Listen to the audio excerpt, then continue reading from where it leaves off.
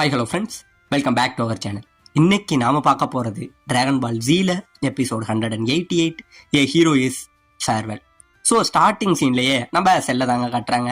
நம்ம செல்லு போன தடவையே கொமட்டிக்கிட்டு கிடந்தான் பார்த்தீங்களா, அப்படி அவன் வாந்தி எடுத்துக்கிட்டு இருக்க. நம்ம 18 வெளியில கக்கணும். இப்போ மறுபடியும் இன்னும் அவன் அதுல இருந்து வெளியில வரல, இன்னும் பயங்கரமா அவன் கக்கிக்கிட்டு இருக்க. இந்த பக்கம் சுத்தி உள்ளவங்க எல்லாம் இதை பார்த்துட்டு பயங்கரமா கத்த, எல்லாருமே ஷாக்கில் இருந்துகிட்டு இருக்கானுங்க. இப்போ இந்த பக்கம் நம்ம செல்லு என்ன பண்றான், பயங்கரமா கத்துறான். இவன் கத்த இவன் உடம்புல இருந்து பயங்கரமா ஒரு புகை ஒன்று வந்துகிட்டு இருக்குங்க. இந்த புகை கொஞ்சம் கொஞ்சமா வெளியில வந்துகிட்டு இருக்க. சுத்தி உள்ளவங்க எல்லாம் இதை பார்த்து ஷாக் ஆகிட்டு இருக்க. நம்ம செல்லு என்ன பண்றான், அவன் நம்ம 18 கக்கன உடனே அவனோட பழைய உருவம், அதாவது நம்ம 18 முழுங்கறதுக்கு முன்னாடி ஒரு ஃபார்ம்ல இருந்தா பாத்தீங்களா, அந்த ஃபார்முக்கு இப்ப நம்ம செல்லு மாறிடுறாங்க. இப்ப நம்ம செல்லு இப்படி மாற இதுக்கு காரணமான நம்ம கோகானை பார்த்துட்டு நம்ம செல்லுக்கு பயங்கரமான கோபம் வருதுங்க. அவன் மேல பயங்கரமா கோவப்பட்டு உன்னை விடமாட்டேன்டா அப்படின்னு சொல்லி நம்ம செல்லு பயங்கரமா கத்தி என்ன பண்றான், இங்கே இருந்து சரமாரியா ஓட்டு நம்ம கோகான் அடிக்கிறாங்க. இந்த எல்லா அடியுமே நம்ம கோகானை அழகாவே டாச் பண்ணிக்கிட்டு நம்ம கோகான் திருப்பிக்கிட்டு அவனை ஒரு குத்து ஒண்ணு வைப்பான் பாருங்க. நம்ம செல்லு இங்கே இருந்து பறந்து போய் அந்தாண்ட விழுகிறாங்க.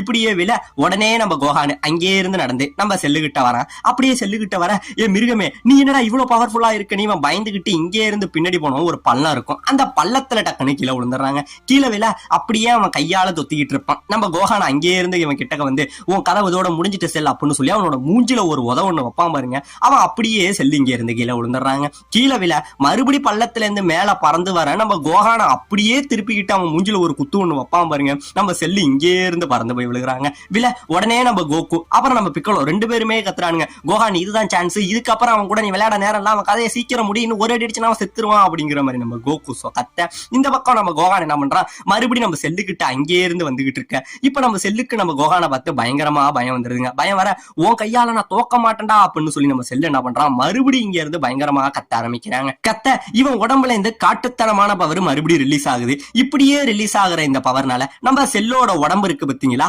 அது கொஞ்சம் கொஞ்சமா உப்ப ஆரம்பிக்குதுங்க. அதாவது ஒரு மிக பெரிய பலூன் மாதிரி உப்பிக்கிட்டு இருக்கான். இதை பார்த்தோன்னே சுத்தி உள்ளவங்க எல்லாருக்கும் பயங்கரமான ஷாக்கு. இங்க என்னதான் நடக்குதுன்னு பார்த்துட்டு இருக்க. உடனே நம்ம கோகு மட்டும் கண்டுபிடிச்சிடறான். கோகான் அங்க இருந்து தப்பிச்சிரு அப்படின்னு சொல்ல, இப்பதாங்க நம்ம செல்ல சொல்றான், ஆமா கோகான் இதோட உன் கதையை நான் முடிக்க போறேன், இன்னும் கொஞ்ச நேரத்துல நான் இந்த இடத்துலயே வெடிக்க போறேன், என்னோட சேர்ந்து இங்க இருக்கிற எல்லாரும் நீங்க வெடிச்சு சாக போறீங்கடா, அது மட்டும் இல்லாம இந்த மொத்த பூமியோட கதையுமே முடிய போகுதுங்கிற மாதிரி சொல்ல, சுத்தி உள்ளவங்க எல்லாம் பயங்கரமான ஷாக்கில் இருந்துகிட்டு இருக்க. இந்த பக்கம் நம்ம பிக்கலும் சொல்றான், ஆமா இதே ஸ்டேஜ்ல நம்ம செல்லு மட்டும் வெடிச்சான் அப்படின்னா இந்த மொத்த பூமியோட கதையுமே முடிஞ்சிருங்கிற மாதிரி இவன் சொல்லிக்கிட்டு இருக்க. இந்த பக்கம் கொஞ்சம் கொஞ்சமா செல்லு அவனோட உருவத்தை பெருசாக்கிக்கிட்டே இருக்காங்க. உடனே நம்ம கோகான் என்ன பண்றான், இங்கே இருந்து நம்ம செல்ல அடிக்க ரெடியாக. உடனே நம்ம செல்லு சொல்றான், ஏ கோகான் அவசரப்படாத, இந்த நேரத்துல நீ என்ன அடிச்ச அப்படின்னா அதுல ஏற்படுற அதிர்வுனால நான் உடனே வெடிச்சிருவேன், உனக்கு கொஞ்சம் டைம் இருக்கு, இன்னொரு 1 நிமிஷம் இருக்கு, அது வரைக்கும் கொஞ்சம் வெயிட் பண்ணி சாவு, உடனே அடிச்சு உடனே உன்னோட சாவை தேடிக்காதா அப்படிங்கிற மாதிரி சொல்ல, தீவுலவங்க எல்லாம் பயந்துகிட்டு இருக்க. இந்த பக்கம் கொஞ்சம் கொஞ்சமா டைம் போயிட்டு இருக்குங்க. இன்னொரு 45 செகண்ட்ல நம்ம செல்லு இந்த இடத்துல வெடிச்சிருவான் போல.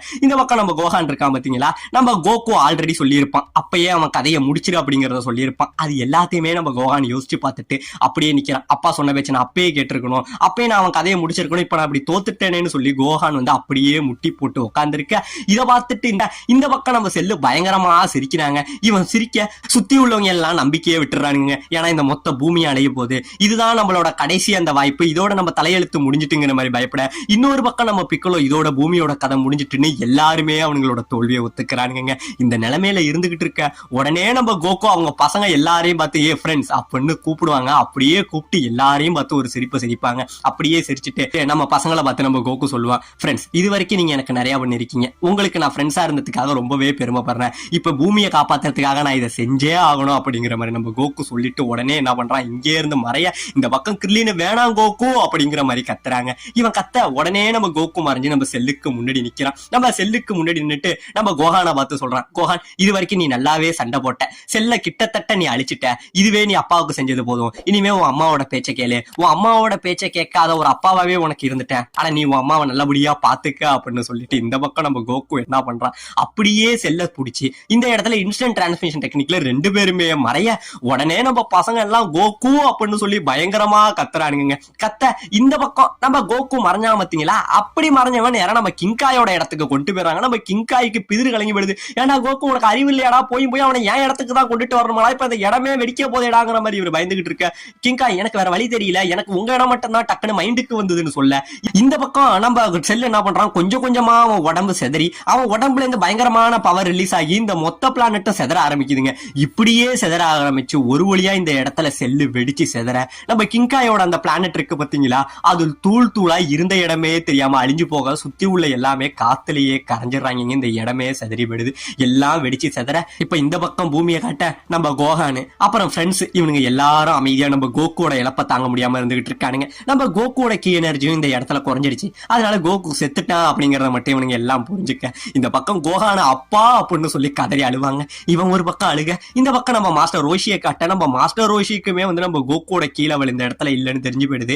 உடனே நம்ம புல்மா கிட்ட இதை சொல்ல, அப்ப கோகு செத்துட்டாங்கிறீங்களா, என்ன நடந்தது மாஸ்டர் அப்படின்னு சொல்ல இவருக்கும் பதில் இல்லைங்க, அப்படியே அமைதியாயிடுறாரு. இந்த பக்கம் இவ்வளவு நேரம் இந்த சண்டையை பார்த்துக்கிட்டு இருந்தானுங்க பாத்தீங்களா நம்ம சைட்டன் டீம், அவனுங்களுமே இந்த சண்டையை பார்த்துட்டு ஷாக் ஆயிட்டானுங்க. இதோட செல் கேம்ஸ் முடிஞ்சிட்டா, அவனோட சேர்ந்து செல் இந்த இடத்த விட்டு மறைஞ்சிட்டான், இதோட இந்த இடத்துல செல் கேம்ஸ் முடிஞ்சிடுச்சு அப்படிங்கிற மாதிரி இவனுங்களும் ஒரு தீர்மானத்துக்கு வர, உடனே இந்த பக்கம் நம்ம கோகான உட்காந்து அழுகுறாங்க. அப்பயே அப்பா சொன்னாரு, இது எல்லாத்துக்கும் காரணம் நான் தான், நான் மட்டும் செல்ல அழிச்சிருந்தா அப்படின்னா இந்நேரம் அப்பா அப்படி பண்ணியிருக்க மாட்டாரா, அவர் என் கூட இருந்திருப்பாருன்னு சொல்லி கதறி கதறி அழுகுறாங்க. உடனே நமக்கு லீன் எவ்வளவுதான் கஷ்டம் இருந்தாலும் தான் ஃப்ரெண்டோட பையன் அழுகிறத பார்க்க முடியாம அவனும் அங்க இருந்து வந்து ஆறுதல் படுத்துறான். ஏ கோகான், நீ எதுவுமே பண்ணல, நீ வேணா பாரு, உன்னாலதான் இந்த அளவுக்கு செல்ல வந்து எங்களால அழிக்க முடிஞ்சது, நீ மட்டும் இல்ல அப்படின்னா செல்ல இந்த அளவுக்கு எங்களால வந்து கொண்டு வந்திருக்க முடியாது.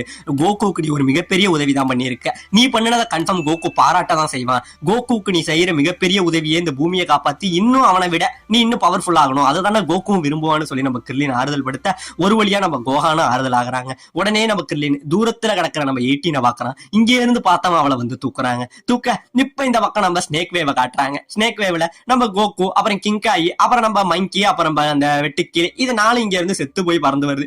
ஏண்டா உனக்கு நான் என்னடா பாவம் பண்ணினேன், போய் என் இடத்துக்கு கொண்டு வந்து இப்படி ஒரு விஷயத்த பண்ணிட்டியான்னு சொல்ல, கிங்காய் என்ன மன்னிச்சிருங்க, எனக்கு வேற வழி தெரியல, இப்ப எதனால ஒண்ணும் உங்களுக்கு பிரச்சனை இல்லையான்னு சொல்ல, என்னடா பிரச்சனை இல்லையா, ஏண்டா பூமி மாதிரி பல கிரகத்துக்கு பெரியவன்டா நானு, உங்க காமியை விட மிகப்பெரிய போஸ்டிங்ல உள்ளவன்டா நானு, அப்படியாப்பட்ட என் பிளானட்டையே அழிச்சு விட்டியடா, இப்ப நான் எங்கடா போவேன், இப்ப என்னையும் கொண்டு விட்டியவன் கூட சேர்ந்துங்கிற நம்ம கிங்காய் புலம்பிட்டு வந்துகிட்டு இருக்க.